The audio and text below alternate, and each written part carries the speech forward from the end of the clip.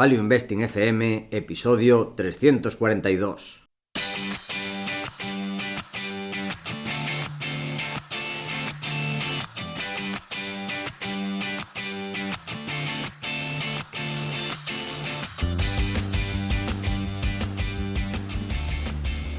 Hola, soy Paco Lodeiro. Bienvenido a Value Investing FM, podcast semanal en el que te ayudaremos a sacarle partido a ese dinero que tanto cuesta ganar y ahorrar. ¿Cómo? A través del método de inversión más seguro, sensato y rentable, el Value Investing. Te recuerdo que si quieres sacar partido a tus ahorros y no sabes cómo empezar, tienes a tu disposición mi curso gratuito de introducción a la inversión en bolsa en la web academiadeinversión.com. Y yo soy Adrián Godás, colaborador de Academia de Inversión y emperador de Godás Enterprises. Si te interesa la inversión en minas, este es tu sitio. Tenemos el curso gratuito en godasresearch.com. Y esta semana tenemos un podcast especial, como hacía mucho tiempo que no hacíamos. Pero antes, el warning. Sí, tenemos dos warnings. El primero, muy breve, que es que empiezan las rebajas del 12º o 12º aniversario de Academia de Inversión, con un 20% de descuento en la formación avanzada. ¿Qué te parece, Adrián? 12 años ya. A todo el mundo que se lo comenta, todo el mundo flipa. 12 años, ¿eh? Sí, desde octubre de 2012. Así que para celebrarlo, insisto, tenéis este descuento del 20% en la formación avanzada. Y además, otro warning de quedadas de presentación del libro, que finalmente en Coruña será el viernes 18, ya lo sabíamos, pero será en la Taberna del Profe, en Plaza Azcárraga 12, a partir de las 5 de la tarde. Y en Barcelona, ¿sabes el sitio, Adrián, para la presentación? No. Lo voy a decidir con mi editor. Vale. En Coruña ya es como ha dicho Paco. En Barcelona será el miércoles 23 a partir de las 7, pero no sabemos el sitio todavía. Muy bien. Y además tenemos un patrocinador. ¿Quién es, Adrián? Se trata de registradordemarcas.es. Registra tu marca en España y evita problemas que te quitarán tiempo y dinero. Es un proceso rápido que puede hacerse en apenas unos minutos y en menos de 48 horas tu solicitud estará presentada y recibirás la documentación oficial. Además, bastante barato, ¿no, Paco? Sí, son 390 euros, ni un euro más, y además está todo incluido. La selección de una clase, la tasa de registro, que son 127,88 euros, y el IVA, que son 45,49 euros, posiblemente deducibles. Otras webs es posible que te ofrezcan inicialmente un precio menor, pero sumándole estos importes durante el proceso de pago, lo que hace que sea más caro. Aquí son 390 euros, todo incluido, ni un euro más. Y además es una empresa de un buen amigo nuestro, de Manu, del que aquí le mandamos un fuerte abrazo. Y además tenéis un 10% de descuento con el código VIFM10. Así que si queréis registrar tu marca en España de forma rápida y barata, ya lo sabéis, registradordemarcas.es. Dicho esto, Adrián, vamos a hablar de tu libro, como si fueras Umbral. ¡Mi libro! Por fin. ¿Cómo ha sido parir este libro? Diría que largo, pero la verdad, para el estándar del libro no ha sido tan largo, ciertamente. Ha sido un año aproximadamente, más luego todo el trabajo posterior de edición, corrección y demás, que son unos meses extra, y de impresión, diseño de portada y demás. Son varios meses de trabajo una vez que está terminado lo que es el manuscrito. Y ha sido en un año, lo cual es en el rango corto, en la parte baja de la media, porque lo normal suele ser es un año y medio, 2, 3 tal vez, si es dependiendo de la persona y el tiempo. Pero sí, es muy divertido. La verdad, es toda una experiencia que se pasa bien. La verdad lo recomiendo. Muy bien. Voy a hacer la presentación del libro, la apasionante historia de la extracción y el control económico de los grandes minerales, desde la antigüedad hasta nuestros días. Oro, cobre, hierro, litio, tierras raras, etc. ¿Por qué es necesario leer este libro? La minería está a punto de recuperar una relevancia crucial en el escenario global. El mundo se dirige lentamente hacia una desglobalización y hacia una pelea indirecta entre Estados Unidos y China, con países como Rusia e India buscando desempeñar un papel importante en el nuevo mapa multipolar. Además, la humanidad, enfrentada al gran riesgo de cambio climático, se ha embarcado en una transición energética que requiere y requerirá durante años más metales que nunca. Es esencial revisar las páginas de la historia para comprender la importancia crítica que las minas y los metales han tenido en el destino de las naciones y cómo, hasta épocas tan recientes como la Guerra Fría, este sector fue siempre vigilado de cerca por los gobernantes y las grandes corporaciones. Desde las junglas del Congo hasta los glaciares del Ártico canadiense, desde la fiebre del oro en California o las excavaciones a 5.000 metros de altura en Argentina, hasta la historia del tungsteno gallego del Tercer Reich. Este libro es una auténtica visita guiada por una industria milenaria, desconocida para la mayoría, sujeta a menudo a caricaturas y simplificaciones. Esta es la presentación del libro, la sinopsis. ¿Qué tal? ¿Qué te ha parecido? Bien, me gusta. Buena contraportada, ¿eh? Sí, me gusta. Y la primera pregunta es, ¿qué te motivó a escribir el libro Bajo Tierra y el enfoque, hacer este enfoque del libro? Porque había, al principio, lo comentamos, había diferentes enfoques posibles. Sí. Pues, ¿qué me motivó? Pues yo no tenía la idea. Fue la editorial la que vino a mí. Bueno, a nosotros, que nos ofreció Álvaro, el editor de ARPA, a ambos escribir un libro. Y yo le dije, pues oye, si escribo un libro yo quiero que sea algo intelectual, algo más histórico. Y me dijo, vale. Entonces, porque al final lo de escribir en un libro es como la típica cosa que siempre dije, bueno, pues algún día lo haré.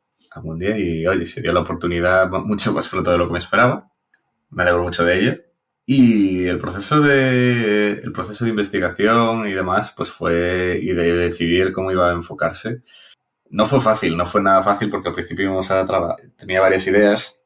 Una que barajé fue hacer una especie de shipping man, así una especie como más novelado, para explicar un poco con el sector, algo más histórico, que esa era la idea inicial, que iba a ser como historia de la minería, mucho más cronológico, hablando de la prehistoria, la edad antigua.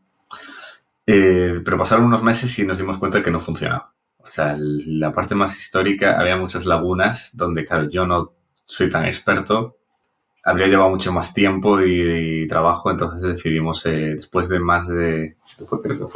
3, 4 meses, decidimos cambiarlo. Decidimos cambiar el enfoque, la historia no funcionaba como quería y decidimos hacer esto, que es un poco más aventurillas, un poco más dos mitades, que la primera mitad del libro que es más histórica, momentos históricos muy relevantes y muy interesantes que yo creo que ayudan a entender el sector.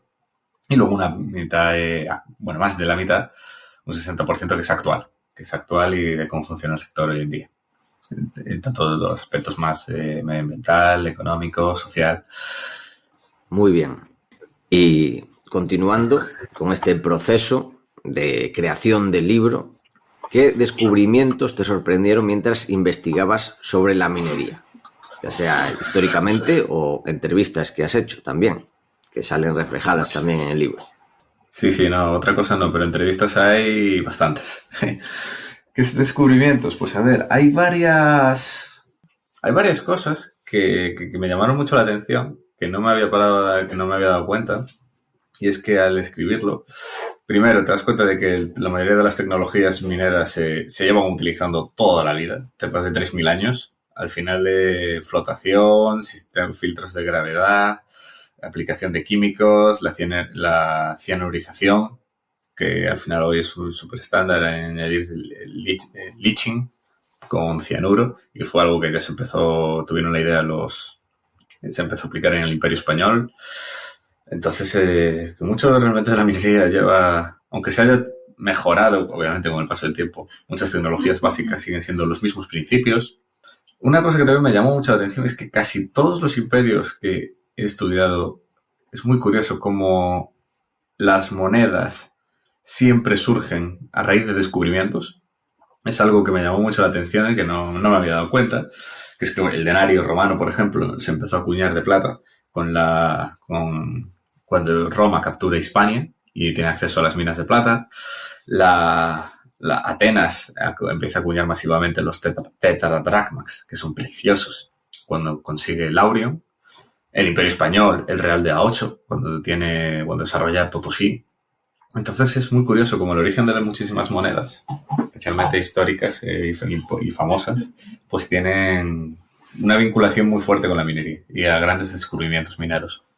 Muy de acuerdo con lo de las monedas griegas antiguas. La verdad, muy bonitas. Que son el Son mismo preciosas. diseño que las actuales, que el euro en Grecia.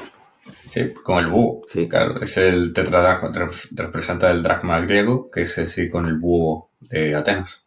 Sí, sí, sí. Muy, muy chulas. Y ambas, vaya, se han mantenido el valor porque son carísimas hoy en día. En buen estado, las de Atenas valen más de 500 euros cada una. Sí, no me extraña que haya demanda. La siguiente pregunta, también ahora seguimos repasando la historia, es ¿cuándo dirías que nace la minería moderna y qué caracteriza a la minería moderna? ¿Cuándo nace? Pues mira, es bastante fácil de señalar porque, aunque la minería siempre ha existido, a mí me gusta decir que la minería es la segunda profesión más antigua de la humanidad. Todos sabemos cuál es la primera. Entonces, claramente, la minería debe de ser la segunda. Porque es que, aunque te pongas en la prehistoria, es que una vez que pasas de ser cazador-recolector, es que tienes que minar simplemente para minar el sílex y la cuarcita para hacer lanzas, las puntas de las lanzas y hacer herramientas básicas. Entonces necesitas minería desde el primer momento de la historia. Pero la minería moderna, tal y como la entendemos hoy en día, nace en la Baja Edad Media, especialmente y concretamente en Alemania, en la zona este de Alemania, en la zona de Sajonia y Bohemia, en lo que es ahora República Checa. ¿Por qué es tan específico? Porque a partir del siglo XII, especialmente XIII, empieza a haber varios cambios en la región y se aglutinan varios motivos que detallo en el libro, como por ejemplo un impulso institucional, la descentralización del Sacro Imperio Romano, obviamente que hay muchísimo mineral.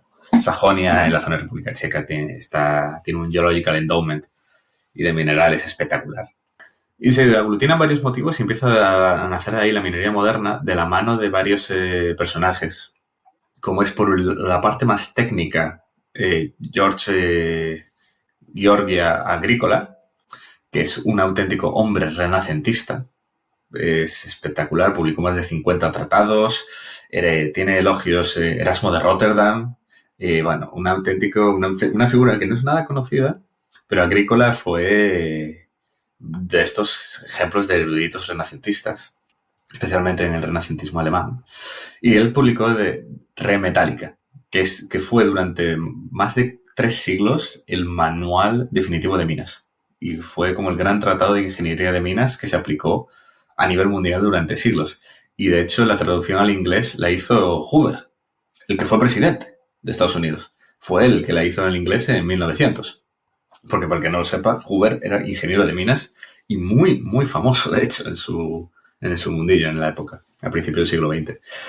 Y entonces tenemos que se junta la parte de que se formaliza la parte técnica y se deja de ser como una cosa más de canteros, más de gremio, y se empieza como a formalizar todos esos conocimientos, se pone por escrito.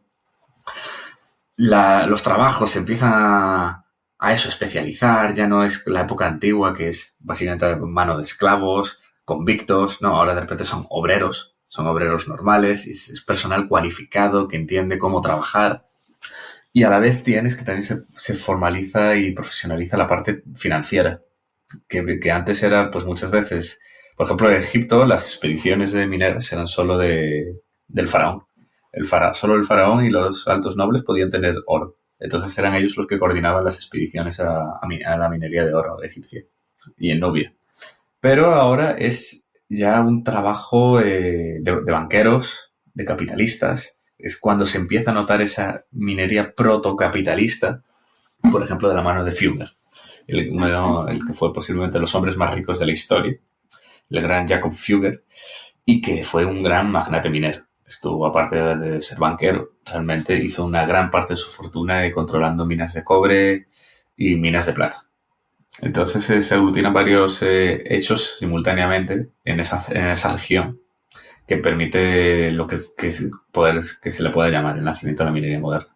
Desde tanto el punto de vista organizativo, financiero, técnico, incluso social, porque una cosa que también, un descubrimiento que me llamó mucho la atención fue que los mineros inventaron la seguridad social. Los primeros sistemas de seguridad social fueron en la minería en Alemania y fueron en los que después se basó distintas regiones y estados para crear la seguridad social moderna.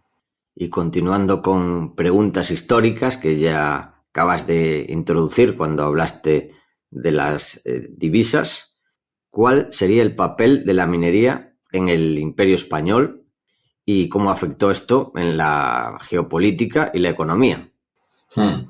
Pues a ver, si se habla de Imperio Español, obviamente hay que hablar de minería.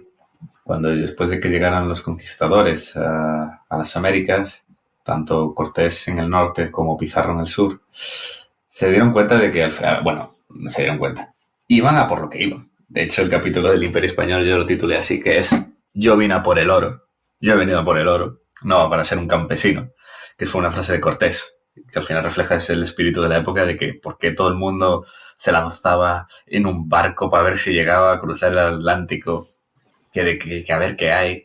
Pues claro, ¿cuál era el principal motivo? Pues obviamente encontrar oro. Esa es la principal motivación. Aunque luego también estaba la otra, que era encontrar especias, que también eran casi tan valorados como los metales preciosos en esa época.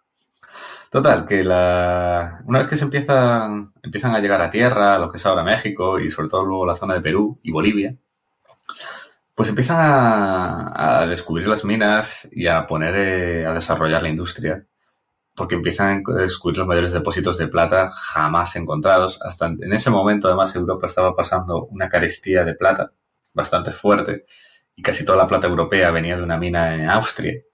Pero ellos consiguen encontrar en México y Perú unas riquezas mineras que no se había encontrado nunca en Europa desde el Imperio Romano.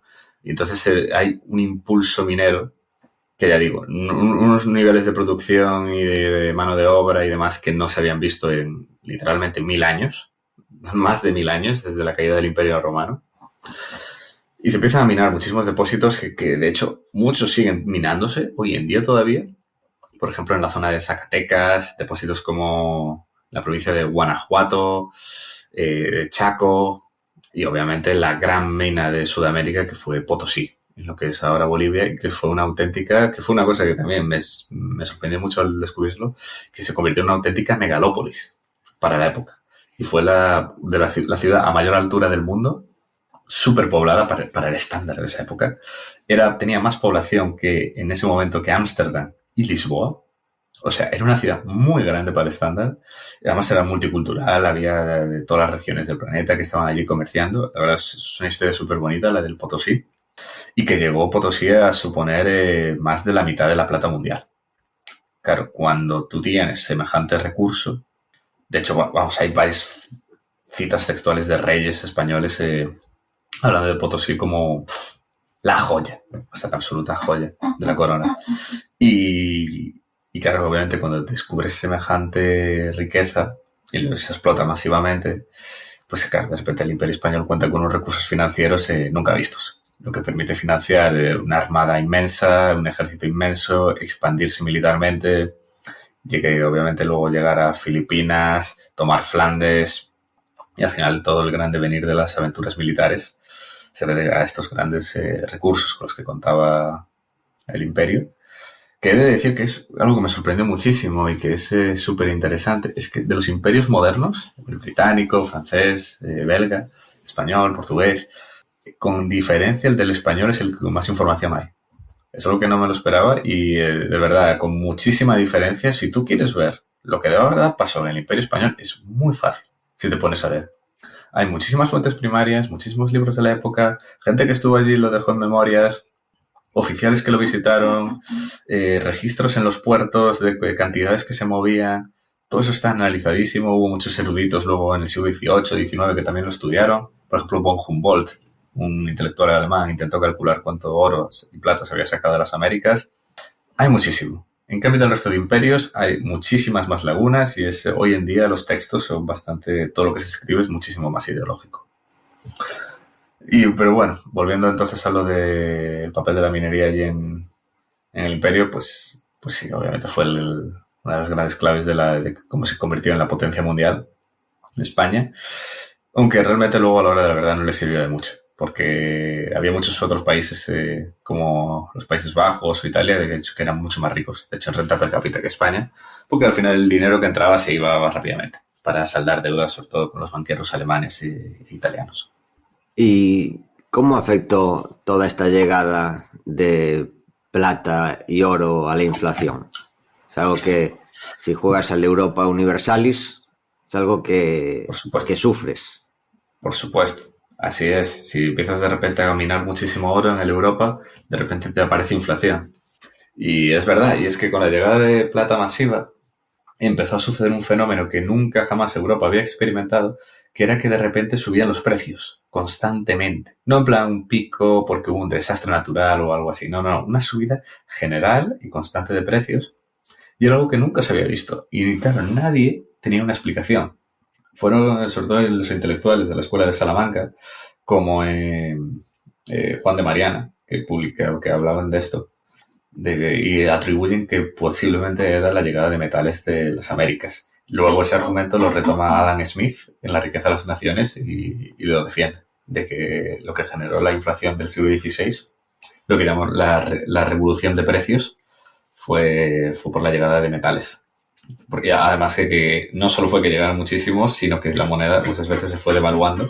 De hecho, hubo un escándalo muy grande y fue de los motivos por los que desapareció luego Potosí y decayó luego la producción y las minas allí. Fue porque hubo un caso de corrupción masivo de oficiales, trabajadores y demás, de que devaluaron la moneda prácticamente sin avisar al Estado central. Entonces, de repente las monedas acuñadas en Potosí resulta que tenían menos contenido en plata del que se decía. Y eso causó una crisis de confianza en la moneda española bastante fuerte, en zonas incluso que empezaron a rechazarlas, como las Molucas. Que pasó algo similar 2 o 3 siglos atrás en Egipto, todo el norte de África, con el viaje de Mansa Musa, del imperio de Mali, a la Meca. La peregrinación, sí, que fue con oro a saco ahí, y claro, donde iba repartiendo oro y hubo una hiperinflación que reventó bastantes economías, curiosamente. Sí, la gente al final dice, oh, qué maravilla, llega aquí y nos regala oro.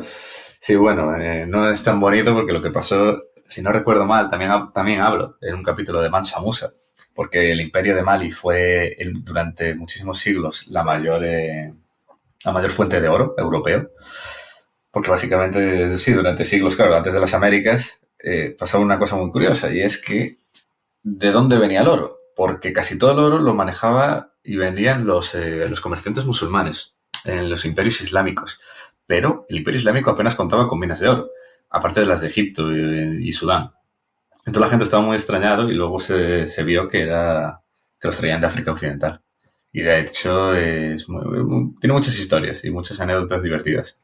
El tema del oro en África Occidental también. Como por ejemplo en la moneda británica, la moneda inglesa, las guineas. Claro que viene de ahí. Era porque se hacían con metal de Guinea, que se cree que es una mala pronunciación de Ghana. Que como curiosidad, se cree que Mansa Musa, a ver, hay diferentes cálculos, pero se cree que Mansa Musa, actualizado, fue la persona más rica de la historia. Hay otros cálculos que dicen Rockefeller, bueno, hay diferentes, pero hay algunos que... Es que es imposible. Claro, Fugger, claro. Es que es muy difícil. Sí. Es imposible. Sí, pero bueno, es una curiosidad. O sea, que manejaba Mansa Musa. O sea, no le iba mal. Joder, vaya si manejaba. Casi todo, más de la mitad del comercio de oro pasaba por Mali y casi todo el comercio de sal. Literalmente 2 de los bienes más preciados de la Edad Media. Pues relacionado con este tema están las fiebres del oro, que han sido momentos históricos clave, ¿Y qué ejemplos podrías compartir y qué enseñanzas nos dejan sobre los ciclos mineros? No sé si quieres irte Pues a Estados Unidos y a los sí, 49ers, ¿no? De por San supuesto. Francisco o a otras partes del mundo. Sí, señor. Pues sí, las fiebres del oro. La gente cuando piensa fiebre del oro piensa siempre en la de California, que fue como la más grande, la más sonada también porque fue en Estados Unidos. De repente, como además esta fue una historia que la contó Stefan Zweig en Momentos Estelares de la Humanidad, y por eso también es bastante conocido. Y al final, cuando estaban creando el estado de California, cuando todavía era México, cuando California todavía era México, y estaba haciendo la transición a formar parte de Estados Unidos, un suizo llegó y se estableció ahí, montó una colonia allí en California. Obviamente estaba súper despoblada. En California no había nadie, pero nadie. Y tuvo la maldición de que descubrió oro. Y claro, fue una maldición porque se extendió la voz, llegó literalmente como más de 100.000 personas a lo que es hoy en día San Francisco, que todo San Francisco era propiedad suya, de este hombre. Y claro, lo perdió porque llegó de repente decenas de miles de personas, claro, no había estado, porque ya digo, era el momento de la transición de poder de México a California, entonces había como muchas lagunas legales, nadie sabía quién mandaba, no había policía, y fue una ley de sálvese quien pueda. Y un completo desastre, alcohol, burdeles, desenfreno, claro, precios altísimos, A y fue un ver, auténtico una desenfreno. pregunta. Fue un poco desastre, pero los ejemplos que estás poniendo no son ejemplos de desastre. O sea, tú lo pintas como si fuera todo felicidad, no desastre. Vale, no, vale. También hubo muchos incendios y lo mataron. A él y a los hijos. Bueno, no, él sobrevivió. Pero a los hijos los mataron a todos también. Bueno, eso sí que es Porque obviamente bastante había... desastre, sí. Eso sí. Eso sí que fue bastante desastre. Sí. Pero sí que, claro, bueno, claro, no había policía, entonces era pura violencia. Era la ley del más fuerte, pura violencia, había vamos, peleas y muertes todos los días, a tiros, claro, con revólveres. Y al final acabaron prendiéndole fuego a muchos edificios, media ciudad ardió. Ya digo, a los hijos de Suter pues los acabaron matando. Fue bastante caótico. Y hasta que, claro, luego... Claro, esto además... luego, la parte de lo que es más minería de oro, a la vez, los primeros que llegaron encontraron muchísimo oro y ganaron mucho dinero. Los siguientes que llegaron ya no encontraron nada. Y los que ganaron dinero al final fueron los de picos y palas, los pick and shovels, como Levi Strauss, que claro que se forró vendiendo vaqueros para los mineros, porque eran duros y resistentes para la minería. Y hoy en día pues son los Levis. Y el ciclo que viven las fiebres del oro siempre es muy parecido, porque siempre no hay nada, de repente alguien descubre algo, llegan decenas de miles de personas, los primeros se forran, los siguientes no encuentran nada, se establecen comunidades súper rápido improvisadas donde predomina la violencia más extrema, hasta que finalmente acaba alguien restableciendo el orden. Y eso luego da paso a una minería estable, normalmente, que es una minería ya de empresas y pocas empresas bien capitalizadas y minería industrial formal. Esto fue al final luego lo que pasó después de esta fiebre del oro en California. Realmente California luego siguió produciendo mucho oro y siguió aumentando, y luego muchos se fueron a lo que es hoy en día Nevada. Y de hecho Nevada era en ese momento propiedad de Utah, era el mismo estado, y debido a la cantidad de plata que encontraron, financiaron, Lincoln apoyó la secesión y se dividieron en dos estados, y así es como nació Nevada. Y a día de hoy Nevada sigue siendo le llaman el estado de la plata, y es por de esta época, por la gran minería que tuvo, y que vamos, Nevada sigue siendo una de las zonas hoy en día con mayor producción de oro casi del mundo. Y este mismo ciclo se repite en todas las fiebres del oro. Por ejemplo, pasó lo mismo en el Yukon, la fiebre del oro del Yukon, que el dorado del norte se repitió en Serra Pelada, que fue la gran fiebre del oro latinoamericana, que fue en Brasil. Las imágenes son dantescas, o sea, la gente que parece hormiguitas, la cantidad de gente que se fue allí, y bueno, se acabó siendo tal nivel de violencia que el ejército brasileño intervino y cerró las operaciones. Pero claro, es eso, al final el ciclo Después de esa la parte más de buscavidas, se estabiliza la situación y con marcos legales se forman empresas serias para explotarlo. Y claro, todas esas zonas al final, el norte de Brasil, Nevada, Yukon, pues siguen siendo hoy en día productores de oro. Pasamos un poco de la historia a la actualidad y la siguiente pregunta es, ¿qué paralelismos ves entre esta minería de épocas pasadas y la minería contemporánea? Hmm. Pues como ya dije, por ejemplo, la parte tecnológica es muy parecido. Al final muchos de los principios, como aplicar química, gravedad, sigue siendo muy parecido. La importancia estratégica y geopolítica. Al final, gracias a una mina, Atenas se convirtió en la gran potencia hegemónica del Egeo. China hoy en día es una potencia en materias primas, gracias a cómo ha establecido todas las redes de suministro a nivel global. Entonces el papel geopolítico se ha mantenido tal cual. Lo que otro tema también muy interesante es cómo se han mantenido muy parecidos los impuestos y los sistemas legales. Hay unas tablas de bronce que se encontraron en la península ibérica, que está considerada de los mejores textos legales que se han encontrado aquí en Hispania, que habla un poco de cómo es el reglamento minero en la República Romana. Y es súper interesante porque tú lo lees y dices, guau, es que parece literalmente el reglamento de hoy en día. Pero tal cual, o sea, si el que quiera una licencia, que venga, la pida, la zona que quiere, tiene que pagar un fee, y después de explotarlo te dan el permiso y te tienes que pagar X% en royalties, que no era en dinero, era en porcentaje del metal extraído, y muchas veces impuestos muy parecidos, como por ejemplo que cobraban más del 50% del metal extraído, que vamos, que son impuestos muy parecidos hoy en día a lo que es, por ejemplo, en el petróleo. Muchísimos países como Noruega, Nigeria, que tienen impuestos altísimos y se mantienen mucho también esos porcentajes. Y es muy curioso, la verdad, cómo se ha mantenido el derecho romano en lo que es reglamentos mineros.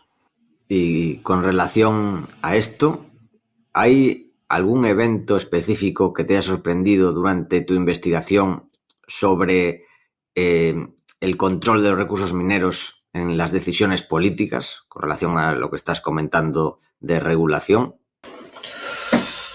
Pues mira, hubo momentos que me llamaron mucho la atención, que yo sabía algo, pero no sabía tanto. Y por ejemplo, me llamó mucho la atención lo del tungsteno en Galicia, que provocó, o sea, al final Alemania consiguió casi todo el tungsteno, que era fundamental para los tanques y la artillería, los traía de España y Portugal, porque era el único lugar donde tenía tungsteno en Europa y el único sitio donde podía acceder fácilmente.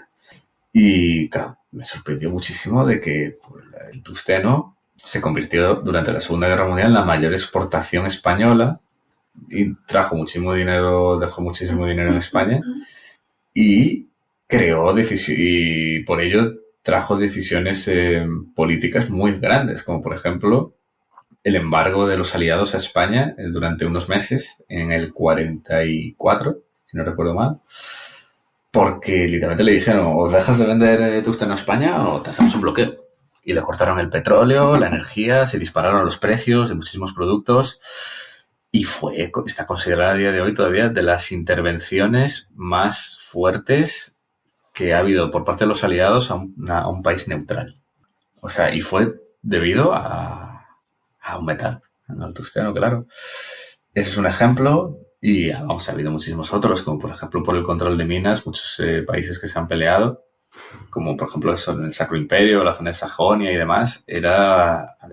Había momentos muy divertidos que, por ejemplo, le decía, no recuerdo ahora el nombre exactamente, pero vamos, había el duque que tenía una mina que era Ramelsberg, que fue como una mina que estuvo funcionando 1000 años, arrancó como en el siglo X y se cerró en 1988, si no recuerdo mal. O sea, una mina de 1000 años, polimetálica, y que el duque, no, creo que si no recuerdo mal, que le ofreció el duque que tenía en esa región, le ofreció, no, el rey, el emperador, le pidió que fuera su vasallo a cambio a cambio de controlar la mina. y se negaba. O sea, el control de esa mina era visto tan fuerte que se usaba como una palanca de negociación muy, muy clave. Entonces, vamos, ya digo, el caso de Laurion en Atenas, que fue básicamente la explicación de por qué Atenas llegó a dominar el Egeo y acabó colisionando con Esparta. Ya acercándonos más a la actualidad, hablando de la evolución minera y de los aspectos tecnológicos y sociales, ¿cuáles dirías, en tu opinión, que han sido los mayores cambios en la minería, hablando de estos términos, tanto tecnológicos como sociales, de los últimos siglos desde la revolución industrial, los últimos 2 siglos? Sí. Sí, nada, pues sin duda alguna de lo más importante que hubo después de la revolución industrial, una vez primero hubo el gran salto que fue la amalgamación de utilizar mercurio por parte del Imperio Español para minar con mercurio, recuperar plata. Pero sin duda, desde la revolución industrial, de las mejores técnicas, todo en general desde la revolución industrial, porque de hecho parte de la revolución industrial nació gracias a la minería, porque fue uno de los primeros usos que se le dio a la máquina de vapor. La máquina de vapor, uno de los primeros usos que se le dio fue bombear agua de minas. Entonces, claro, eso ya fue uno de los primeros pasos de la revolución industrial, que es eso, utilizar máquina de vapor para casi todo. Para bombear agua, mover vagonetas, para realizar luego también mover las máquinas, molinos. O sea, con la máquina de vapor fue un cambio de paradigma completamente. Además de eso, también el otro gran descubrimiento fue la cianurización, para utilizar cianuro, que fue cosa de unos escoceses, porque antes lo dije mal, antes me confundí, quería decir amalgamación con mercurio y dije cianurización. La cianurización surge en el siglo XIX para explotar por parte de unos escoceses las minas de oro sudafricanas.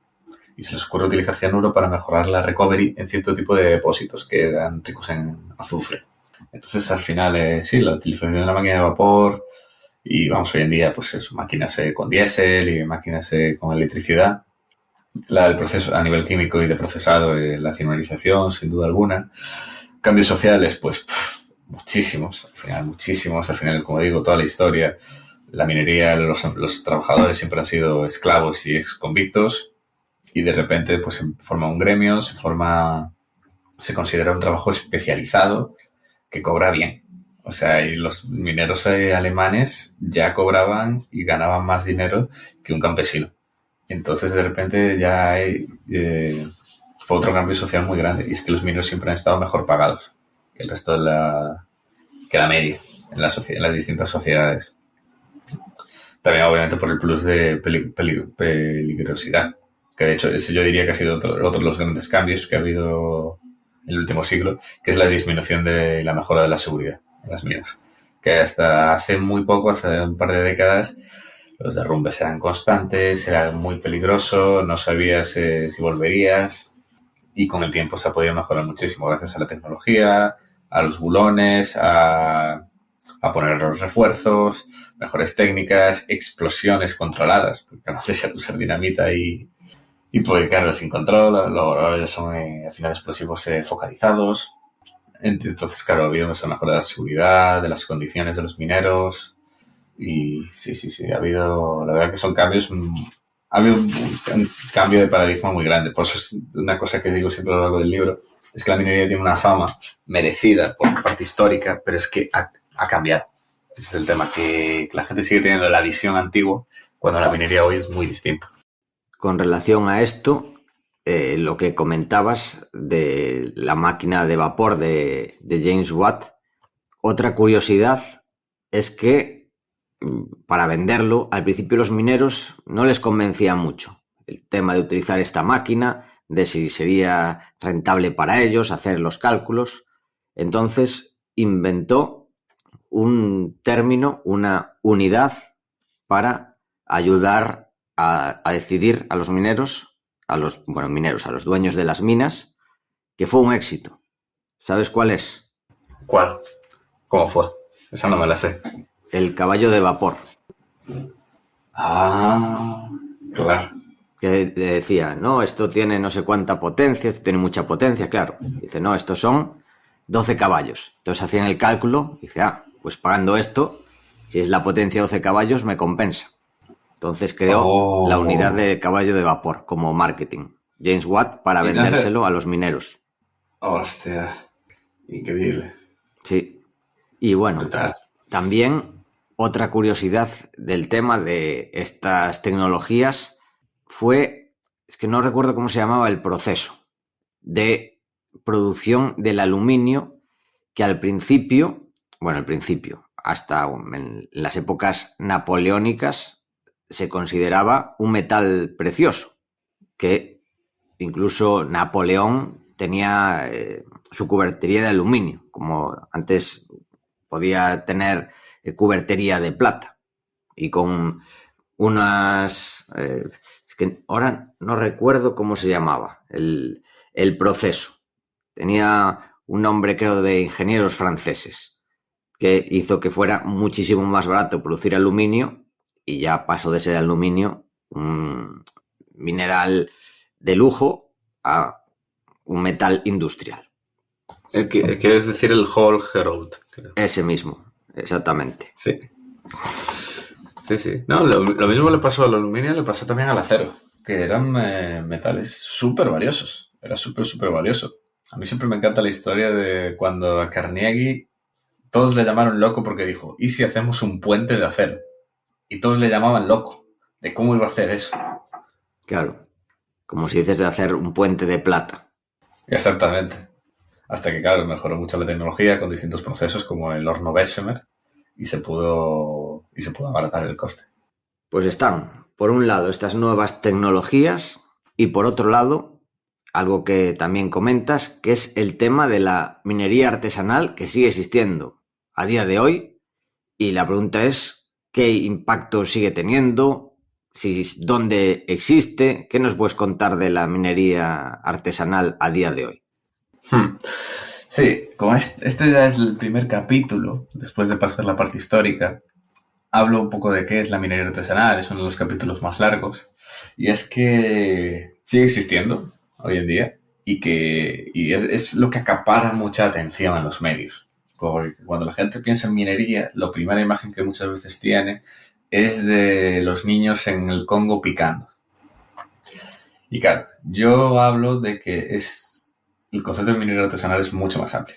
Para empezar, ¿qué es minería artesanal? La definición global es que es un tipo de minería intensiva en mano de obra y sin mecanización. Claro, ¿dónde pones la línea? Tener un par de camiones, tener una máquina de machacado. ¿Dónde pones la línea? Entonces, claro, cada código minero, cada país lo identifica de una manera u otra.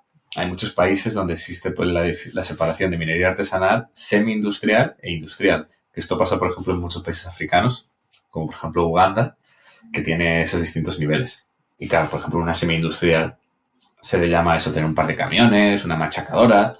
O sea, no es una cosa, en plan, mina industrial gigante, pero que hay algo. Hay algo de maquinaria, una excavadora y demás. Entonces, claro, la línea que lo separa uno de otro es bastante más fina de lo que puede parecer. Y ya digo, además cada país le da una terminología distinta. Y luego además está otro tema que es que puede estar regulado y no. Y eso ya entramos en una serie de grises muy grande. Porque todo esto que es minería, que podría ser llamado minería artesanal, hay un 20% que está regulado. O sea, hay mucha minería artesanal que está bien hecha y no hay problema con ella. Y está, ya digo, con licencia, papeles y demás. Como, ya digo, sitios como Uganda, por ejemplo, Ruanda, o sitios como Perú o Colombia. Pero luego hay un 80% que es irregular.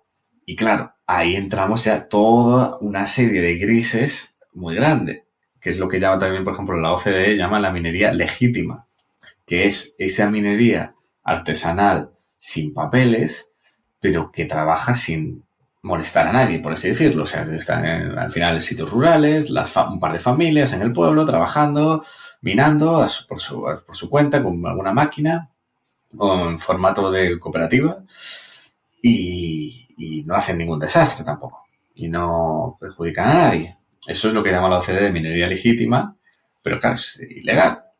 Y claro, luego está lo que se llama también ya la minería ilegal o criminal, que es ya la minería vinculada a grupos armados, financiación de terrorismo, narcotráfico y todo ese tipo de historias. Claro, como digo, la minería artesanal en global, en términos de producción, es muy pequeña. Depende, bueno, puede ser grande, depende del metal. De ese, por ejemplo, en el caso del oro, el 20% del oro mundial es artesanal. Claro, de ese 20%, el 20% está regulado, le digo, con papel. Y de ese, la gran mayoría es ese tipo de personas que ya digo que simplemente se lo hace para tratar de ganarse la vida. Y de ese, el 80% ilegal, hay ese 5% que es minería ya criminal. Ya con contrabando, narcotráfico y demás. Y es algo, ya digo, bastante oscuro, no hay datos exactos, que varía mucho según cada país. Es un poco así, a grosso modo, el mercado. El tema de la minería, como hemos comentado hasta ahora, históricamente ha tenido un impacto bastante profundo en toda la geopolítica mundial y lo sigue teniendo. Yendo ya a la actualidad, con todas las tensiones que está habiendo, por ejemplo, la gran tensión del siglo XXI entre Estados Unidos y China, en ese caso, ¿qué papel dirías que juega la minería en esta nueva dinámica de poder global? Y bueno, puedes hablar de todo, se habla bastante de las tierras raras, pero ¿qué destacarías tú?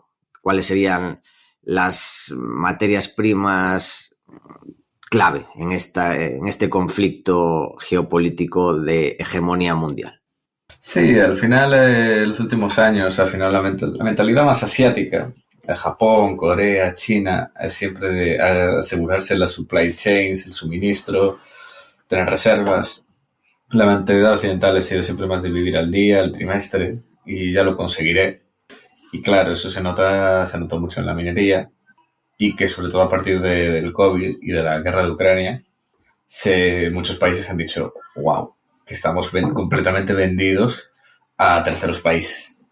Muchos de ellos no amigos y no amistosos. Y claro, se está viendo de cómo China maneja mucho, tiene en muchísimos casos hasta el 80-90% de la capacidad de refino y procesamiento de muchos de esos metales. Ya no es la parte más upstream, pero es que la parte de downstream, el dominio es absoluto, pero verdaderamente absoluto. Vamos, o sea, desde el cobre a cualquier metal, más del 70% de la capacidad está allí en China. Y, lo que se está viendo es que puede haber brechas de seguridad nacional y de usarlo como bazas de negociación muy fuertes.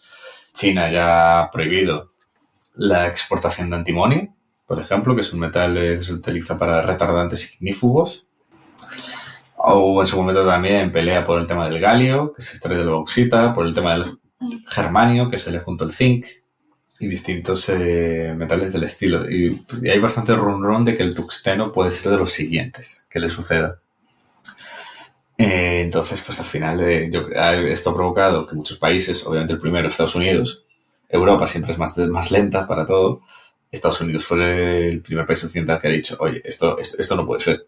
Y estableció dentro de la Inflation Reduction Act pues muchísimas cláusulas de financiación y demás para tratar de ayudar a la minería y a países aliados. Como por ejemplo, hay muchas inversiones del gobierno americano, por ejemplo, un préstamo gigante para una mina de litio allí en Nevada.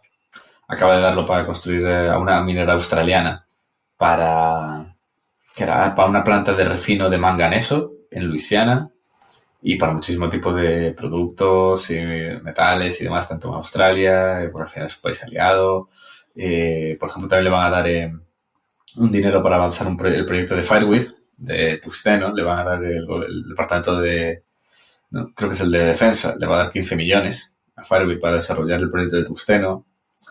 Y entonces se está viendo un despertar en Occidente respecto al papel que debe jugar la minería. Y obviamente ahora en Europa también tenemos la Critical Minerals Act, también de que habla de que dentro de unos años debería tratar de conseguirse más del 10-20% de la producción del consumo doméstico, o sea, del consumo europeo, satisfacerlo con producción doméstica. Y continuando con la actualidad, con la transición energética que hay actualmente en marcha. ¿Qué papel crees que jugará la minería en el futuro con todo esto de la energía limpia y de las tecnologías renovables? ¿Y qué metales sean los más críticos y por qué? ¿Cómo ves si puede haber alguna evolución post-litio o no, del litio al hierro para, bueno, lo que se habla de las baterías, de los próximos años? Si ves que tiene sentido, ¿qué opinas? Sí, pues a ver. Al final, otro tema que también toco mucho. Sin minería no va a haber transición energética. Es así de simple. O sea, absolutamente cualquier cosa que se quiera construir lleva gran contenido de metales. Los coches eléctricos llevan las baterías, llevan mucho cobre, llevan muchísimo aluminio. Los aerogeneradores, aparte de muchísimos metales, llevan neodimio, que es una tierra rara para los permanent magnets. Entonces, pues, es que va a ser clave. Y se ha visto de que si no quieres, si en cuanto tratas de fomentar la transición energética, hay una carencia de metales enorme y que, volvemos a lo mismo, dependes completamente de China. Entonces, el papel al final que van a jugar en este aspecto es muy grande. Obviamente van a seguir teniendo sus ciclos, como es el caso del litio, que ha pasado de mega boom, multiplicar por 8 el precio, a colapsar un 80%. Porque al final cycle gonna cycle, pero cada vez van a obviamente jugar un papel más grande, especialmente a nivel geopolítico. Ahí tenemos, por ejemplo, Argentina, que está tratando de jugar bastante ahora el tema también del litio allí y del cobre. ¿Y qué metales pueden ser los más críticos? Pues a ver, muchas veces que no lo esperamos. Obviamente hay algunos, si tú preguntas al final a casi todo el sector, ¿cuál es pues el metal más tal? Todo el mundo te va a decir el cobre. A todo el mundo le gusta el cobre. Todo el mundo asume de que el cobre estructuralmente va a tener precios más altos los próximos años. Simplemente porque es difícil. Es difícil de encontrar. Las minas que... Hay proyectos. O sea, realmente hay muchísimos proyectos que se podrían hacer para montar cobre, para producir cobre. Pero las facturas de CAPEX son de más de 1.500 millones. A ver quién los pone. En proyectos con unas tigres dudosas. Entonces, al final el cobre es de los de los pocos metales que alguien podría asumir un precio alto, más estructuralmente más alto del que hay ahora. Luego también, obviamente, el estaño, sin duda alguna, al final el pegamento de la electrónica. El estaño de cara a invertir es mi metal favorito. Y al final hubo un estudio muy famoso que lo hizo el MIT, que lo encargó Río Tinto, de cuáles van a ser los metales más impactados en las próximas décadas por todo lo que es tecnología, transición, el Internet de las cosas, todo este tipo de historias. Y le dijeron, con más diferencia, el estaño y el litio. Le dijeron. Entonces, pues sí, al final todo, cobre, litio, estaño. Incluso yo creo que metales o tipo de commodities que no son tan sexys, pero que pueden tener al final un uso muy importante, como por ejemplo el fósforo, la roca fosfórica, que se utiliza hoy en día para fertilizantes, pero que se está utilizando ahora también para las baterías, para las LFP, claro, que son fosfato de hierro. Entonces puede que de repente Marruecos tenga ahí una baza de negociación muy importante, porque es el país que, junto al Sáhara, creo que tienen el 70% de las reservas mundiales de fosfatos. ¿Qué más? Pues al final es que muchísimos otros metales van a tener... el que más, el que menos va a tener bastante relevancia. Y sobre todo, le digo, hay muchos niche metals como el antimonio, del que nadie ha escuchado hablar, pero que son muy raros y muy estratégicos. O el tungsteno mismo, o ya no te hablo de las tierras raras. Y le digo, el problema además de las tierras raras no es que no haya, es que no sabemos procesarlas. Pero directamente no se sabe. O sea, el gobierno americano está soltando muchísimo dinero para construir plantas de reciclaje de magnets y de procesamiento en Texas, porque es que literalmente no sabemos. Es que no hay una falta de know-how que solamente lo tienen los chinos. Y no ha habido prácticamente nadie que haya tratado de replicarlo. En la parte de ingeniería química, los únicos que lo han intentado un poco son los japoneses. Y con relación a posibles soluciones, se habla de minería en el espacio. También está la minería en el fondo del mar, que bueno, es algo que se lleva haciendo, pues, en el petróleo, en diamantes, por ejemplo. ¿Y cómo crees o hasta qué punto esto pueden ser soluciones. En el fondo del mar pues ya se lleva haciendo, pero hasta qué punto es viable con los costes y con todos los costes, tanto de descubrimiento como de después de producción, y luego si tiene sentido la minería en el espacio. Esto es algo que se habla, pues eso, los últimos años, que hasta Google anda ahí metido. A ver, lo de la minería, para separar lo de la minería del mar y del espacio, la minería espacial a mí sí que me parece una auténtica tontería. Para empezar, porque tendrías que reinventarlo completamente.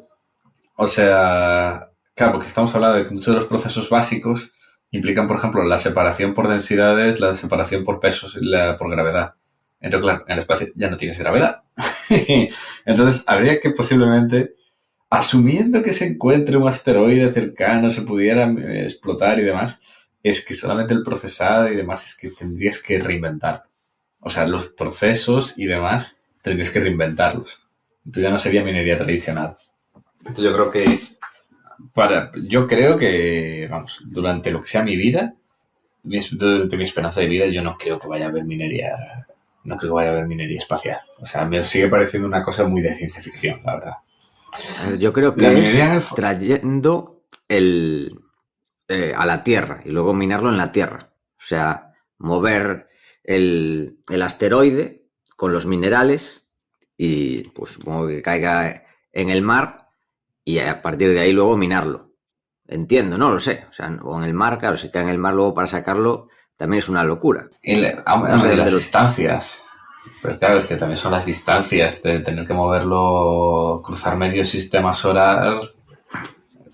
No sé, las cantidades. Claro, al final una mina son millones de toneladas al año que procesa. Claro, moverlo eso con cohetes y demás, no sé. A mí es que me parece todavía demasiada ciencia ficción.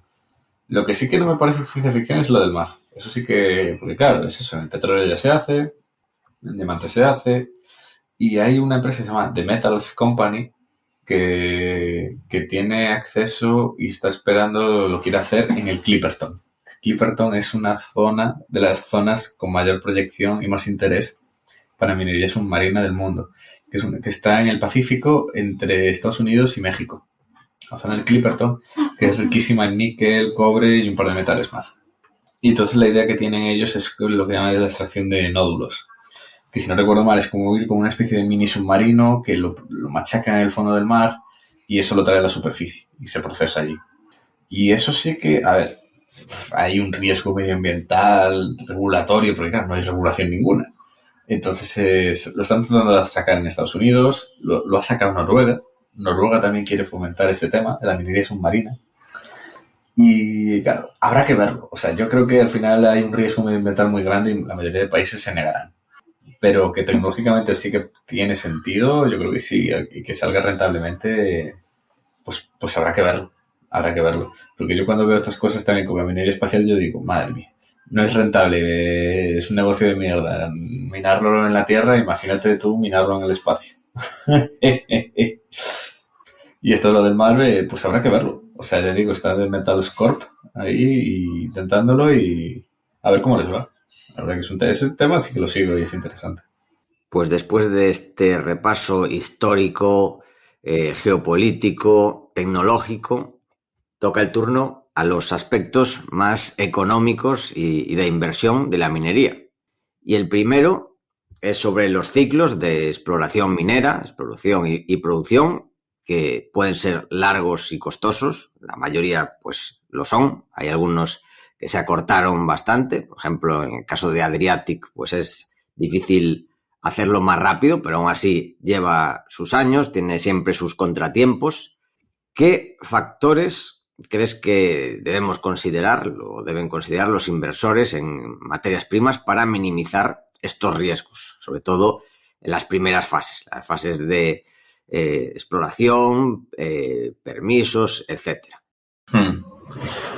Pues a ver, es muy interesante. Al final la parte de exploración es como nacen las minas y como bien dices es un negocio extremadamente peligroso. Al final el factor de éxito de la exploración minera es muy bajo, bastante más bajo que en el petróleo, porque al final tú estás relleteando bolsas de petróleo que son inmensas. Los depósitos de minerales son mucho más pequeños. Y al final yo creo que la tasa de... Lo dicen, hay muchos cálculos por ahí que al final es un porcentaje minúsculo, un 1% o menos de un 10%. O sea, es muy, muy, muy bajo al final la tasa de éxito. Y al final, ¿qué se puede hacer simplemente para minimizarlo? Pues no, es que no tienes mucho más que buscar equipos directivos serios, que saben lo que están haciendo. Sobre todo algo que cada vez valoro más, que esas empresas tengan buenos backers, o sea, gente que les apoye, tanto el propio management poniendo dinero como algún private equity, algún fondo, algún famoso, tipo una familia de Lundin o algo así, que te ponga el dinero. Porque si al final tú vas ser la típica junior que hace siempre lo mismo, crea la empresa, consigue un terreno, levantas pasta, haces la parte geofísica, sampling y demás, sales a bolsa, pillas la pasta para drilling, taladras, no hay nada, la acción cae un 80%, pillas otro terreno, eso es muerte y destrucción.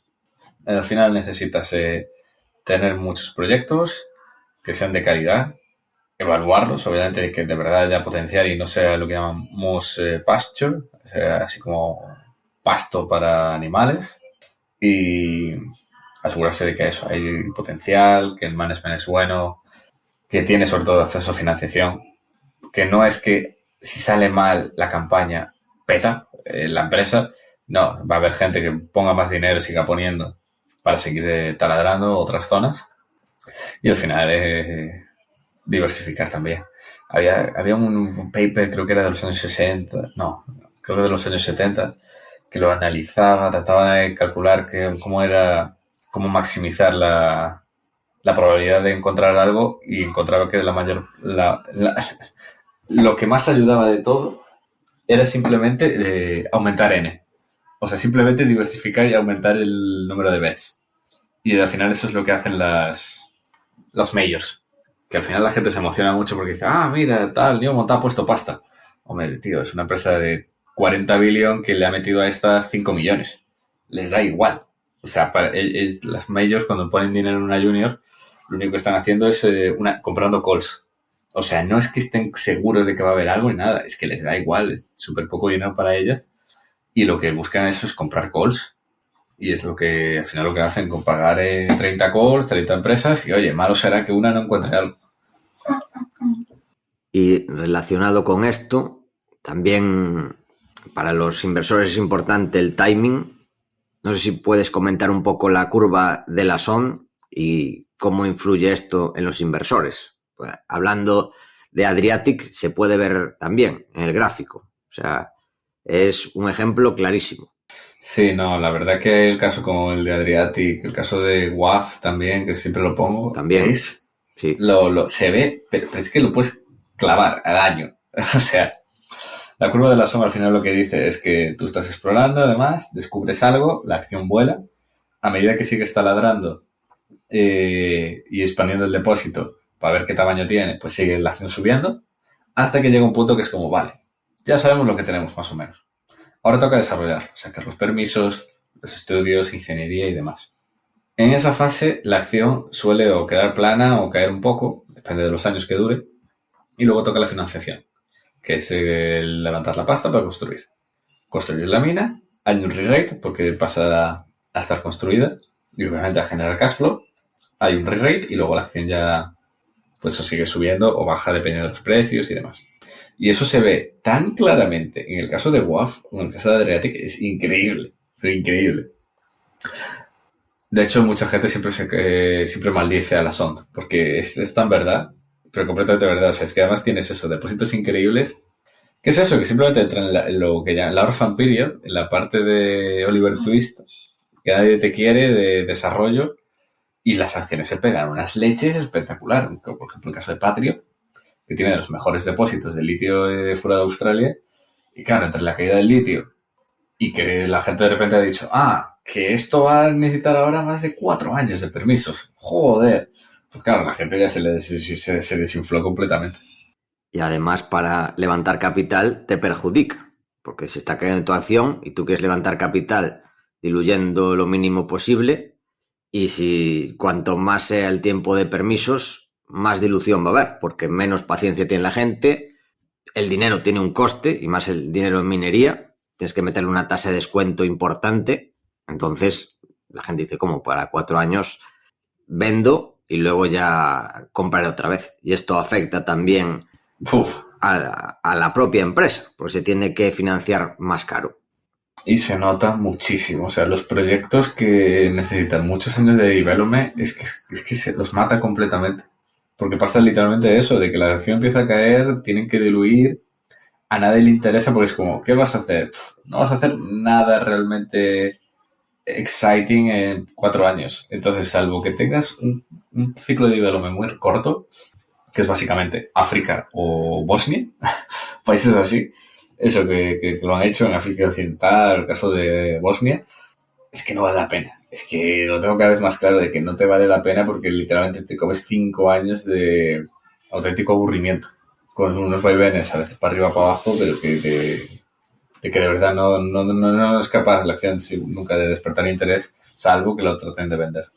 Además, lo que sucede también es que muchas veces las majors no te van a comprar ahí. O sea, casi todas las compras de IOPAs a empresas suelen ser o después de hacer el discovery, en ese pico de excitement, de wow, a ver lo que tiene, o cuando ya tienes los permisos. Ya tienes los permisos, ya tienes todo hecho y solo falta la pasta para construir. En esos dos momentos es donde se hacen la mayoría de compras. O cuando ya está construido. Pero por eso, en esta fase de desarrollo es pura muerte y destrucción. En el libro analizas la estafa de Brie-X, que tiene película propia de Matthew McConaughey. Gold creo que se llama la peli, ¿no? Sí, God.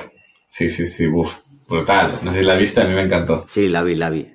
Está bastante bien. Un final así interesante, curioso y bueno, además de tu opinión sobre la película, ¿qué lecciones podemos extraer para evitar fraudes en el sector minero y qué indicadores clave deberemos vigilar en estos casos? Aunque quizás digamos que el sistema se ha vuelto antifrágil, ¿no? Con esta estafa. Fue una estafa tan grande que ya fue Sí. un punto de inflexión. Pero completamente. O sea, fue al final la historia de Breakix, los años 90, la película, ya digo, es buenísima. McConaughey hace un papelón, o sea, porque se pone así calvo, gordo, o sea, hace un papelón. Y claro, es una historia real de cómo unos tíos inventaron un depósito de oro en Indonesia que era más de 20 millones de onzas de oro y se consideraba el mayor discovery de casi el siglo XX. Claro, la acción llegó a estar valorada, creo que eran más de 3.000 millones de dólares. Y claro, con interés de Freeport, Barrick, todas las grandes, Golden Dome. Y no había nada. Realmente no había nada. Pero nada, o sea, era increíble. Fue increíble. Bueno, ya podéis ver la película para descubrirlo. Que ya digo, además en la película no lo dicen en ningún momento, que se están refiriendo a esta gente, pero son ellos, ¿vale? De hecho, por ejemplo, cambian cosas, dicen el nombre de la empresa es otro, dicen que son en los años 80, no los 90, o sea, cambian cosas, pero son ellos. ¿Y qué lecciones extraer y qué sucedió? Pues al final es que había muchísimas empresas de este estilo. De hecho, por ejemplo, había muchas bolsas en Canadá, que esto mucha gente no lo sabe. Estaba la bolsa de Montreal, la bolsa de Alberta, la bolsa de Vancouver. Y claro, eran literalmente estafas todo el rato. Había una cantidad de estafas y de fraudes increíble. Y después de este caso, literalmente se cerró el grifo de la financiación a la minería y quebraron todas y se consolidaron bajo el TSX, que a día sigue siendo el que manda a día de hoy. Y es eso, es la de Toronto, porque ya digo, cerraron todas las demás, que se tuvieron que fusionar porque no funcionaba y la cantidad de pufos que había.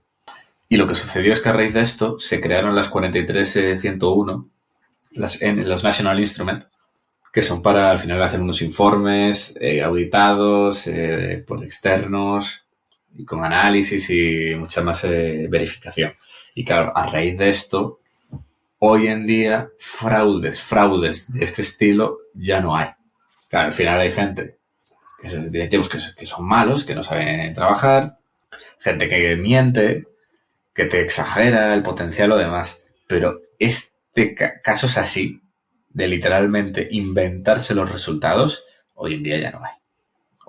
muy, muy, muy, muy, muy, muy, muy, muy raro. Claro, puede haber fallos, por ejemplo, hubo uno, ¿cómo se llama?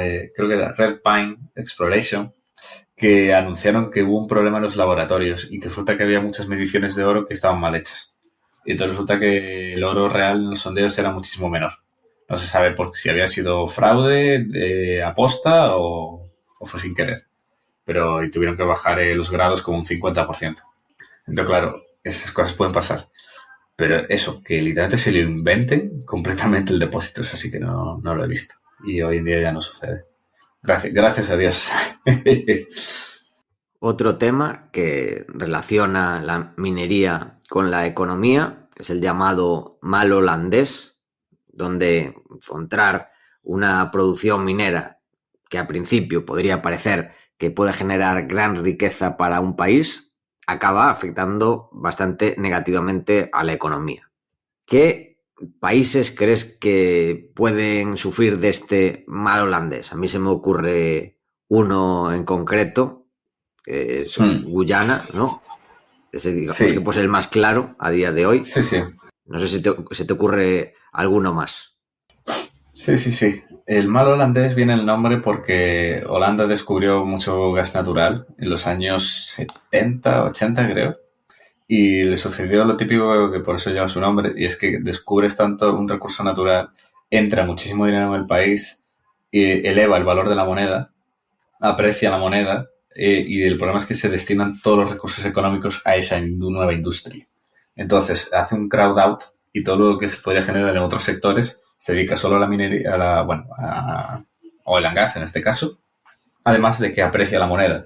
Entonces perjudica mucho al sector exportador. Claro, Y también a la gente más esto, pobre que no se beneficia de esto, porque se exactamente. puede beneficiar un poco, pues que el país sí va a ser más rico, puede generar, pero claro, el aumento en el coste de vida no hace sobre todo a la gente más pobre, que igual están viviendo en Guyana, pues más o menos van tirando. Si el país se vuelve mucho más caro y tus recursos no aumentan como habitante de la isla, pues al final algo que parece algo positivo acaba siendo negativo. Que Hmm. hay países que quizás, por ejemplo, los países árabes, si parten muy de cero, si partes de una economía muy pobre y hay poca población, que puedes, digamos, hacer algún tipo de reparto, o sea, digamos que el aumento de PIB per cápita es tan alto, quizás pueda amortiguarse. No sé qué opinas en estos casos. Pues es muy, muy interesante. Al final depende, habría que ir caso a caso. Al final, esto al final, lo de la maldición de los recursos es algo que está comprobadísimo. Pero yo cada vez lo que pienso más es que es un tema más institucional del que parece. Porque al final, si se ve, hay muchísimos países que han nadado en recursos y no han tenido problema en diversificar un poco la economía o seguir dependiendo muchísimo de recursos naturales, pero manejarlo bien para tener una economía buena y sana, como es el caso de Noruega o el caso de Australia, por ejemplo, o bueno, Canadá, pero Canadá es mucho más diversificado con el sector también financiero y demás. Y entonces por eso yo creo que cada vez más que es un tema mucho más institucional. Otro país, por ejemplo, que también relativamente lo supo manejar bien es el caso de Botswana, que pasó de ser de los países más pobres del mundo a ser de los más ricos de África, y gracias a los diamantes. Y claro, fue por toda una serie de reformas institucionales que hicieron. Hay un presidente, no me acuerdo el nombre, que fue el que hizo todo esto y vamos, considerado el padre de la nación. Por ejemplo, mantuvo la Constitución británica, mantuvo oficiales británicos en el territorio para el tema de justicia. Los contratos que hacían con las mineras de diamantes lo estructuraron muy bien, utilizaban todos los recursos luego dedicados no para trincar como buena cleptocracia, sino lo destinaron luego a educación y sanidad de los países con más acceso a agua, electricidad y más porcentaje de vacunados. Entonces, al final es un tema, yo creo que también bastante institucional, realmente, de cómo gestionas esa lluvia de dinero. Por eso hay tanta disparidad. Al final tienes eso. ¿Qué diferencia al final a eso? A una Australia, a una Noruega, de un Venezuela. Pues simplemente las instituciones. A ver, y eso nos lleva a una reflexión que a mí siempre me ha gustado mucho, es de mis favoritas suyas, de Escotado, que dice que, claro, que la riqueza de un país no es tener diamantes o petróleo, es la educación. Y cada vez te das cuenta de que es verdad. Al final, tener el recurso en sí no es lo valioso. Lo que es valioso es tener la tecnología, el know-how, los conocimientos, el personal cualificado para explotarlo. Eso es la auténtica riqueza. Y entonces, pues sí, países que pueden vivir el mal holandés, por el caso de Guyana, pues sí, yo creo que debe ser el más claro ahora, que hay que ver cómo evoluciona, porque es literalmente, va a producir, se espera que llegue al 1.000.000 de barriles diarios en 2030. Claro, creo que el país tiene 1.000.000 de personas, una cosa así, o sea, es una auténtica barbaridad. De hecho, creo que podría ser, Guyana se habla de que podría ser de top 5 países en PIB per cápita del mundo, por esto. Entonces, claro, yo creo que con diferencia es el más claro, porque hay algún otro, tipo por ejemplo también el boom petrolero que hay en Namibia, que claro, es un país que ya tiene recursos naturales, entonces no creo que tampoco, y no creo que vaya a ser tan exagerado. Pero estoy pensando en otros países que pudiera suceder y así ahora modernos y tal, y no, creo que sin duda Guyana es el más claro. Pero vamos, el tema de la maldición de recursos, ha habido muchísimos casos. Al final en África lo ves todo el rato, de que al final desarrollan la industria minera y al final es que toda la economía pasa a girar en torno a ello. Es incapaz, todos los recursos que extrae el gobierno los tiene que dedicar a mantener la propia administración, toda la gente que está allí y dice, pues que si quiero vivir bien, o sea, tengo agricultura o si quiero vivir bien, ¿qué hago? Pues estudio otra cosa, es que no hay nada más en la economía. Entonces estudian algo de minas. Entonces, al final, toda la economía acaba girando solo en minería. Es muy, muy difícil diversificar una economía de este tipo de sectores. Y ya centrándonos en las preguntas finales, ¿cómo ves a día de hoy el ciclo de la minería? Pues hablar en general o de materias primas en concreto. Sí, pues a ver, como todo, al final va cada una. Por ejemplo, ahora en el petróleo hay bastante pesimismo. En el caso del precio del petróleo, en el cobre, pues está bien. De hecho, por ejemplo, en el caso del petróleo, por primera vez en más de 10 años, está el posicionamiento neto de los fund managers está en negativo en los futuros. Es algo que no había pasado en más de 10 años. En el caso del cobre, pues al final está en 4 y pico, la gente es bastante neutral, el oro está emocionadísimo. O sea, hay que ir caso a caso. A nivel general, pues yo como digo siempre, o sea, a nivel general, ¿está en pico de ciclo, todo el mundo emocionado, comprando y demás? No. No ves inversores generalistas en gran cantidad en minería. ¿Está abajo de todo el mundo quebrando, sufriendo? No. Hay muchas mineras ganando dinero. Entonces yo creo que está en algún punto intermedio. Y luego, obviamente, pues con variantes. Por ejemplo, las de litio están todas muertas. Está en el bottom de cycle clarísimo. Otra que puede estar en el pico, pues estoy pensando alguna que puede estar en el pico, la verdad que ahora ya no, porque estaba el litio en 2023, pero se ha desinflado completamente. Entonces, algunas sí que estén bastante emocionadas, no hay ninguna. De hecho, por ejemplo, Tierras Raras está destrozado también, los precios están en mínimos. Las Tierras Raras al final es eso, se pasan la mayor parte del tiempo muertas hasta que pasa algo y el precio multiplica y todo el mundo vuelve a hablar de ellas. ¿El uranio cómo lo ves? El caso del uranio pues mira, está pasando una cosa bastante curiosa y es que está al final materializándose bastante de la tesis del déficit. Por ejemplo, el UF6 ha subido mucho el precio, el coste del enriquecimiento está subiendo también mucho. El spot del uranio ha caído desde los $100 que tocaba. Lo ha corregido un poco, creo que ahora está en 80 o 79. Pero está avanzando el tema del term pricing, sigue subiendo poco a poco y pinta bastante bien. La verdad, el tema del uranio pinta muy bien porque está habiendo problemas bastante graves. Kazatomprom tuvo que bajar el guidance. Ya dijeron de que iban al final ir incrementando un poco la producción los próximos años, pero mucho menos de lo que se decían antes. Y casi todo el aumento de producción está yendo a Rusia y a China, no a Occidente. Alguna mina sí que se va a camino de reabrirse y demás, como la de Paladin, está la de Global Atomic en construcción. Entonces hay alguna mina que se está desarrollando, pero poquita cosa, y hay ese cuello de botella en enriquecimiento muy grave. Muy, muy grave. Y si al final hay problemas con Rusia, frenan las exportaciones de uranio enriquecido y demás, es un problema bastante grave. Que al final más de la mitad del enriquecimiento mundial lo tiene Rusia. Además, la empresa Tenex, que es propiedad de Rosatom. ¿Y el oro y la plata? ¿Cómo los ves? El oro quizás sea más complicado porque dependerá bastante de la demanda, mientras que el resto de materias primas sea más oferta, el oro puede haber cambios drásticos en la demanda.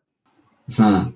Sí, sí, sí. No, el caso del oro al final no es una commodity, no es un metal, no es oferta-demanda. Al final hay que verlo más como una divisa, tipos de interés real, la compra de bancos centrales, que es al final lo que de verdad lo está moviendo.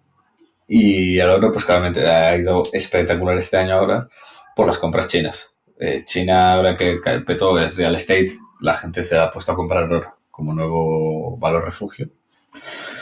Y tiene pinta que va a seguir, o sea, porque es que se le ha juntado todo. Tienes caída, bajada de tipos, tienes ciclo de bajada de tipos general en Europa, Estados Unidos, tienes la nueva demanda masiva a China, tienes los indios también, cada vez que crece más, que el país sigue creciendo, que cada vez van a comprar más oro, porque en la India les flipa. Entonces, vamos, la verdad que, o sea, no quiero decir que va a seguir subiendo en vertical el oro, no creo que pueda seguir así en vertical como ha hecho este año, pero, pero vamos, es que pinta muy bien. Y es más, es lo que yo digo, es que le metes 2.500 en el modelo a las minas de oro y no te lo crees, en muchos casos.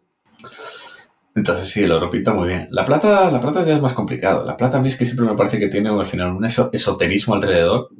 La plata, que está manipulado, que no sé qué. Que si ahora dicen de que no sé qué, que el Fondo Soberano, o sea, el Banco Nacional ruso va a comprar plata en las reservas y no sé qué historias. Y a ver, la plata realmente es un metal industrial. O sea, es que se utiliza en temas industriales, en más del 80% de la demanda es industrial. Antes era para fotografía, hoy en día pues tiene usos médicos y tiene usos varios. Pero no lo veo tan claro, la verdad. La plata, además el problema que tengo con la plata es que es tan difícil encontrar un buen depósito de plata y una minera buena de plata, pero es tan difícil. O sea, es que dan todas tanta pena. Pues es que más allá de Adriatic, si se le puede considerar plata, al final es puro polimetálico. Es que es muy difícil, la verdad. No sé, me hace muy difícil siempre encontrar algo decente. Y para terminar, ¿en qué commodities invertir para la próxima década? Y aquí tienes que decir el top 3. A ver, Pues mira, uno, ya lo has dicho, tu top uno, el estaño, ¿no? sí, el estaño es el que más claro veo, sí. Tanto por la demanda, por la oferta, es que no... Lo veo clarísimo. O sea, es de estas que digo, es que el estaño no me va a sorprender nada verlo estructuralmente a más de 40.000 o incluso 50.000 en los próximos años. No me sorprende lo más mínimo. ¿Algún otro que me gusta muchísimo? Pues mira, el problema que tiene, ese ya depende más del ciclo chino y el tema de los aceros, pero que ese es el problema que tiene. Pero la parte de oferta me encanta, que es el carbón metalúrgico. La demanda tiene ese problema, que sí, depende mucho de aceros, China y demás, pero la oferta es que me encanta porque por el ESG, al final es un factor exógeno que te ha cambiado por completo y que dificulta añadir oferta muchísimo.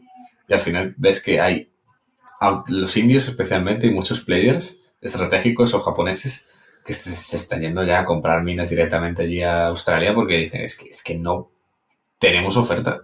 En plan, no podemos garantizar supply para todos los hornos que estamos construyendo. Entonces el carbón metalúrgico a mí me gusta bastante. Aunque ya digo, sí que va a tener sus ciclos. Y el tercero, mira, el tercero sí que nunca lo tengo claro. A ver, decir el oro es jugar con trampas. Al final el oro ya digo que tiene sus propias dinámicas. Pero aún así podría decir el oro, sí. O si no, pues el cobre. Aunque el cobre no, a mí no me emociona tanto como a todo el mundo. Porque al final yo creo que el problema que tiene el cobre es que como le gusta a todo el mundo, las empresas lo van a hacer front running al precio y entonces nunca va a subir tanto como la gente espera. Y in my humble opinion. Porque al final lo que va a pasar es que si todo el mundo es optimista, todo el mundo se va a poner a construir y entonces cierran el propio gap. Y ese es el problema que yo tengo con el cobre. Creo que lo hará bien, pero no creo que vaya a ser tan espectacular como la gente piensa. Entonces, en el tercer escalón podría ser oro, cobre y quizás uranio también, empatados esos tres. Es que el uranio, la verdad, hace mucho tiempo que no lo sigo y no lo conozco, no lo sigo tanto. Pero yo voy a decir sí, vamos a decir oro, cobre. Aunque sí que el uranio creo que es muy interesante ahora, porque el uranio ha sucedido una cosa muy increíble. Y es que normalmente primero lidera el metal y luego van las acciones por detrás. Aquí era al revés. Y es que las acciones estaban emocionadísimas todo estaba carísimo, a unas valoraciones estúpidas. El precio fue, y descontaba precios altísimos. El precio fue subiendo después y confirmó la teoría. La tesis fue subiendo. Y luego llegó, en el momento que ha llegado que el precio del spot ha dejado de subir en vertical, las acciones, la valoración se ha desplomado. Las valoraciones se han desplomado y ha salido muchísimo dinero del sector. Y yo creo que sí que puede ser un momento muy interesante para mirar las empresas por primera vez en estos últimos años. Yo creo que puede ser muy, muy interesante. Pero vamos, yo diría, aparte de este momento concreto, porque además el cuello de botella más grande es en la parte de enrichment y de conversión, que eso es más que uranio, eso es un tema tecnológico súper avanzado de ingeniería nuclear. Así que yo diría el tercero, vamos a decir, el oro. Muy bien. Pues este es el repaso a la historia, actualidad, tecnología, futuro, finanzas de la minería, pero si queréis mucho más, os recomendamos el libro Bajo Tierra, que ya está en venta en las librerías, en Amazon, en todos lados. También, si os apuntáis, si queréis un ejemplar firmado, estaremos el viernes 18 en Coruña, en la Taberna del Profe, en la Plaza Azcárraga 12, y el miércoles 23 en Barcelona, que todavía no está decidido el sitio, pero ahí estaremos y ahí estaré yo también en ambos sitios. Y también aprovecho para hacer el recordatorio de la oferta del 12º aniversario de Academia de Inversión, con un 20% de descuento en la formación avanzada, y a nuestro patrocinador, registradordemarcas.es, si queréis registrar vuestra marca rápido y al mejor precio. Con el código VIFM10 tenéis un 10% de descuento. Muy bien, Adrián. Pues muchas gracias por este resumen de 1 hora y media. Yo creo que ha quedado bastante bien explicado, pero como comentas, hay mucho más en el libro. Por supuesto, si queréis saber los temas divertidos, como cuánto cobra un mercenario en África, cómo funciona la cadena de suministro del estaño artesanal, paso a paso, el precio de oro de los narcos, cómo se forraron los campesinos gallegos con el tuxteno. Si queréis saber todo eso y más, este es vuestro libro. Muy bien. Pues por mi parte, nada más. Adrián, ¿algo más que añadir? Nothing to add. Pues esto ha sido todo hasta la semana que viene. Esperamos que te haya gustado el programa y si te ha gustado, ya lo sabes. Puedes dejarnos tu like, tu me gusta, compartirlo con tus amigos. Te damos de todo corazón muchas gracias y ayudarás a que este podcast siga creciendo y siga existiendo. Desde aquí, Paco y yo nos despedimos. Que el valor te acompañe.